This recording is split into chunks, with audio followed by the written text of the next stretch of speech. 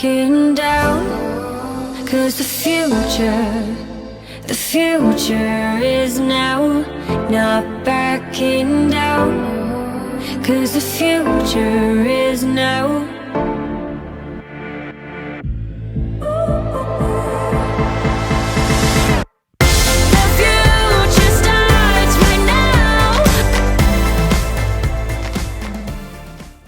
So you have a very deep family history here in San Francisco, and I know you've traveled all over the world, but what brings you back? What keeps you here in San Francisco like generations before you?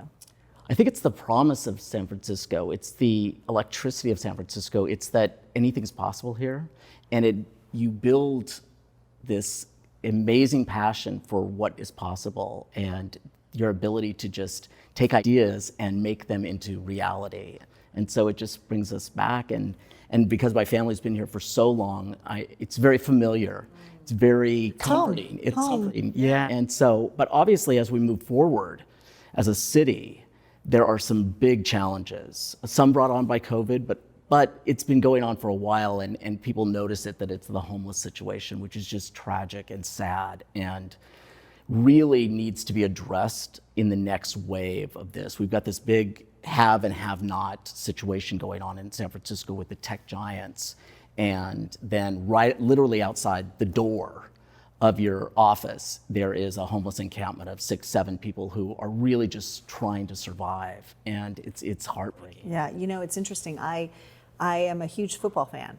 And so watching the Super Bowl, when the Salesforce.com commercial with Matthew McConaughey was really throwing shade on other tech giants and saying, you guys are going to the moon, not Jupiter, but the moon and Mars. The moon, right, and Mars. And what are you doing about, I think they called it like with hashtag Team Earth, right? It was all about in your backyard, when you step out of your office front door, there are homeless people, and what are you doing to impact that? I think it's going to take a village to solve this problem. We've been asking the government to solve it for 25 years, right, and it's only gotten worse. So that's the definition of insanity, trying the same thing and expecting a different result. We need to bring everyone together, business leaders, tech executives, schools, and it's really about understanding the journey that these individuals have been on. They're human beings, and for whatever stroke of situation happened to them, they ended up in this situation. And I think it's incumbent on all of us to be part of the solution and bring San Francisco and other cities back to the heyday of when everybody could be part of the American dream here. I know we are at Jupiter, and my family, and certainly my kids, are very into social justice and activism about solving issues like this.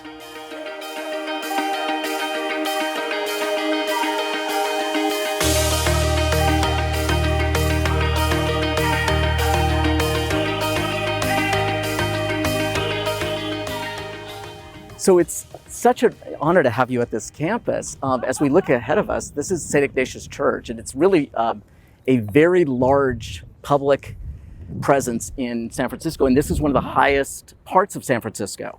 So it was built here to really stand out for the entire city to see, and it's been here for like 200 years. It looks like the old churches in Europe, right? That's what it was modeled after. Yeah, it's spectacular, and it's just, I get kind of chills every time I see it. Yeah. Well, that's where I went to law school. So I'm an alumni of the University of San Francisco, and my law school is right across the street. So every day going to law school, we would hear the chimes.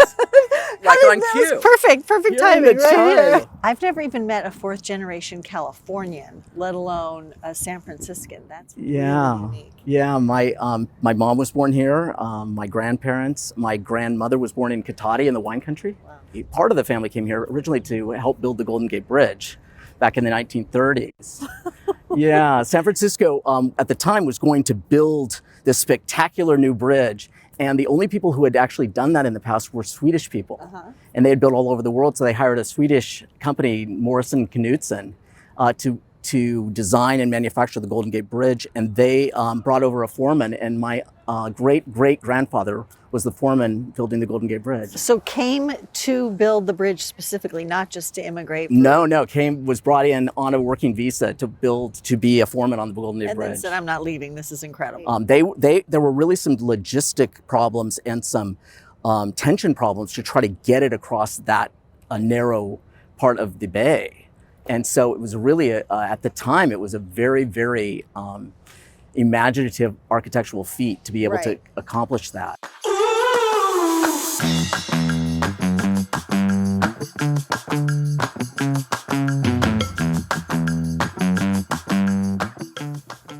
So literally from the minute I met you, I was instantly taken with your bold authenticity.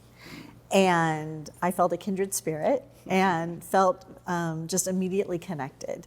And I'm wondering about that same, is that kind of the same trait that 22 years ago had you walking in with your husband to a fertility clinic so that you could become parents?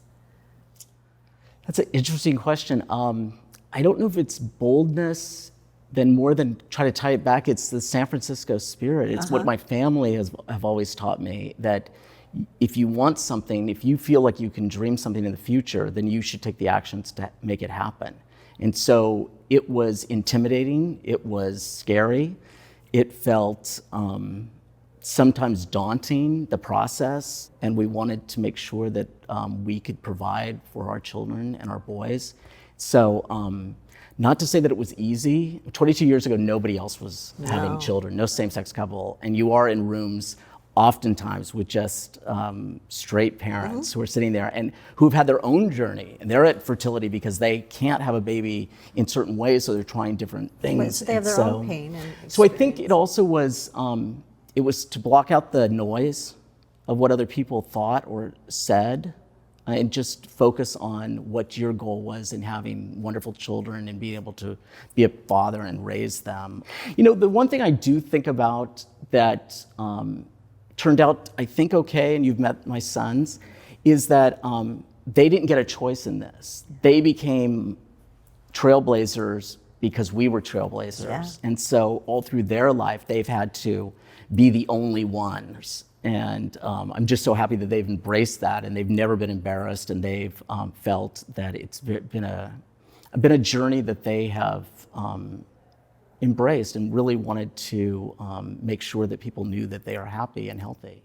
Well, I think they're remarkable young men, separate from their fathers, right? Yeah. So they're just amazing.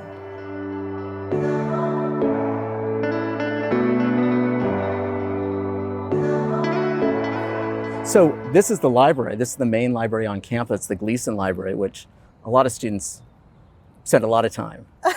Not you? Well, probably more my sons here who are. Here's Justin. Good to meet you. I'm Marissa. Very good to meet you. Yeah, students, seniors here at the University of San Francisco. Wow, wow, wow. Taking after your dad.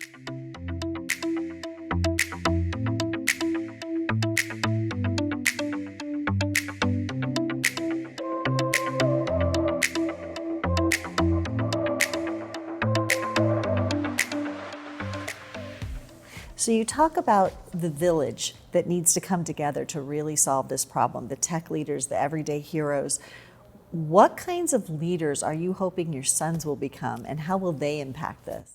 That's a great question. I really think that them, along with their friends, need to stand up and be counted, and stand up and be part of the solution. I would hope that they would both not only do community activism, which they're doing right now, but even get into the systems to try to make fundamental systematic change with this. I mean, it's probably the number one issue besides climate change that is affecting the future and the successful future of this city. And it's not like San Francisco isn't resilient. Well, and it goes right in line with, you are the Chief Human Resources Officer. That is who you are in your core. And these are human resources that we are not benefiting from their creativity, their innovation, their brilliance, because they are unable to participate fully. And as a human resources leader, it is affecting our families. It's affecting our employees. Our employees may have jobs, but I've had companies where the employees were homeless and living in their cars and still coming to work, and then they've got mothers and fathers and family members who are homeless on the streets and they're too embarrassed. We don't provide resources, they're too embarrassed to say. So employers are in a perfect position to try to reach out and help. So what kind of leaders should we have in the future? I hope my boys are those type of individuals that will build additional bridges to the future. We really need to build, the Golden Gate Bridge was a phenomenal architectural feat and engineering and part of feat. your family history. Yeah, so now we need this new generation to build their bridges to the future and really make sure that everyone is included in that. We can't have a left behind group of people. 'Cause the future is now.